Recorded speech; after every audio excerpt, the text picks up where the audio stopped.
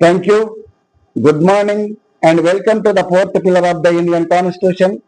The dignitaries of print media, press media, social media and electronic media, all the respective of intellectuals and my LCP family members and all community marginalized, unemployment, educated people. First of all, I introduce myself. Primary Yajan Sagaraj Munayamala, son of Sagaraj Danamaya, native of Chirchala village, Mittur Mandal, in Nandikotkur Assembly constituency. Presently, as I am working as a member of the State Core Committee, the Liberation Congress Party in Andhra Pradesh. As per instructions and guidelines of founder and president of the Liberation Congress Party, former IAS officer, highly dedicated and dynamic leader, Honorable Sri GSR K.R. Vijay Kumar IAS Gar.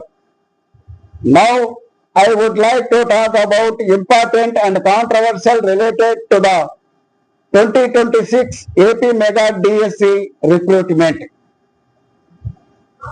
Honorable Minister for Education of the New Andhra Pradesh, Mr. Nara Lokesh Garu, if you are confident that no errors occurred in the AP Mega DSC recruitment process, I demand on behalf of the Liberation Congress Party State Core Committee and through the media today that you immediately release a white paper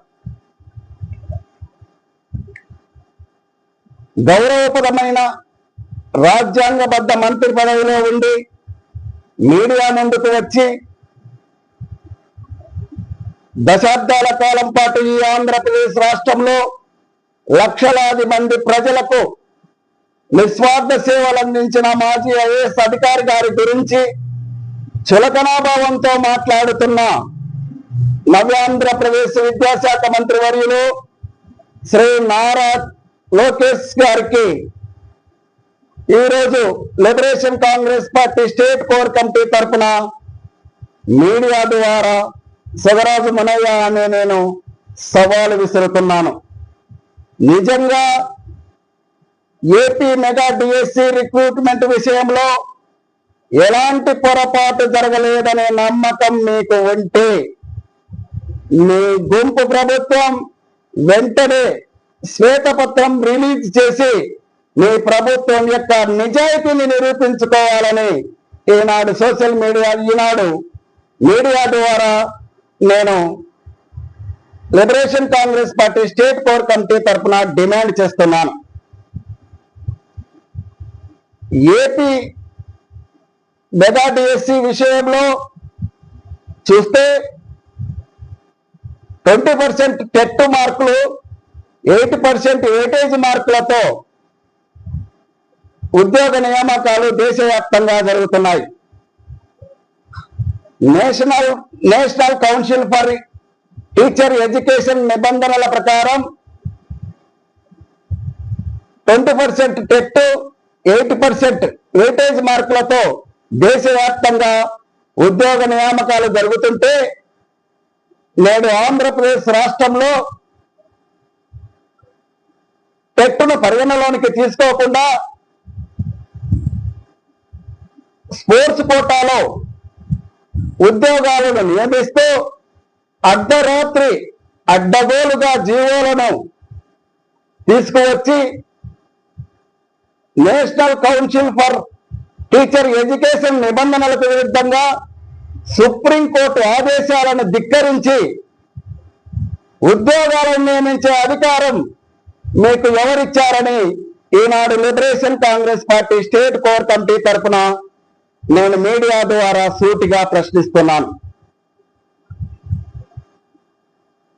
దశాబ్దాల కాలం నుంచి ఈ ఆంధ్రప్రదేశ్ రాష్ట్రంలో ఈ మనవాద భావజాల రాజకీయ పార్టీల పరిపాలనను చూసి ప్రజలు భయం గుప్పెట్లో బ్రతుకుతూ మూడవ ప్రత్యామ్నాయ పార్టీ కోసం ఎదురు చూస్తున్న తరుణంలో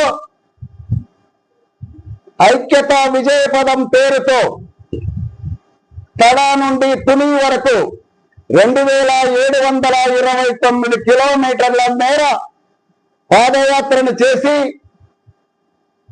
పూరి గుడిసెలో నివసిస్తున్న పేదవాడి కన్నీటిని కష్టాలను కల్లారా చూసి పేదవాడిని పాలకుడిగా చేయాలనే సదుద్దేశంతో ఒక దృఢమైన సంకల్పంతో ఎందరో మహనీయుల సిద్ధాంతాల పునాదులపై యోధుల ఆశయాల సమ్మేళనంతో 2024 సంవత్సరం ఫిబ్రవరి 14వ తారీఖున ఆంధ్రప్రదేశ్ రాష్ట్రంలో లిబరేషన్ కాంగ్రెస్ పార్టీని స్థాపించి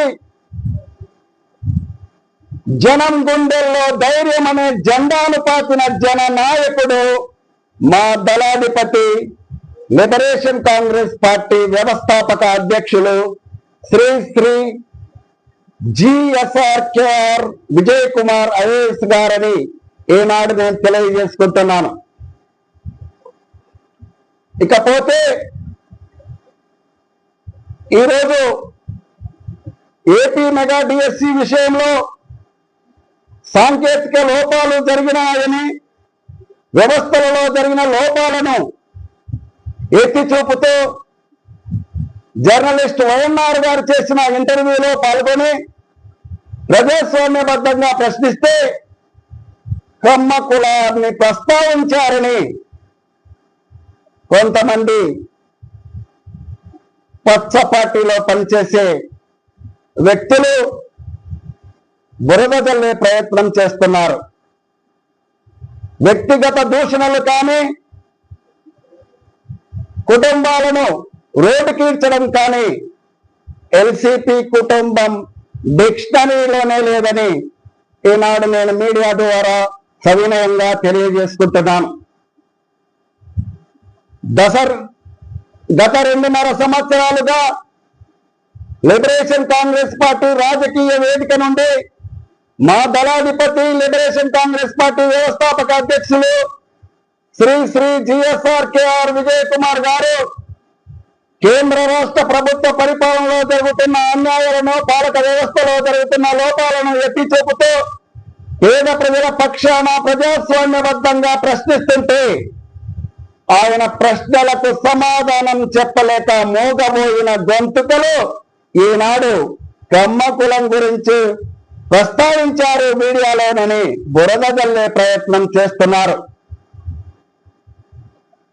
మా దళాధిపతి జిఎస్ఆర్కేఆర్ విజయ్ కుమార్ గారితో ఇంటర్వ్యూ జరిపిన జర్నలిస్ట్ వైఎన్ఆర్ గారు, నేను ఇంటర్వ్యూలో జిఎస్ఆర్కేఆర్ విజయ్ కుమార్ గారితో మాట్లాడింది వేరు, బయట ప్రచారం జరుగుతున్నది వేరు.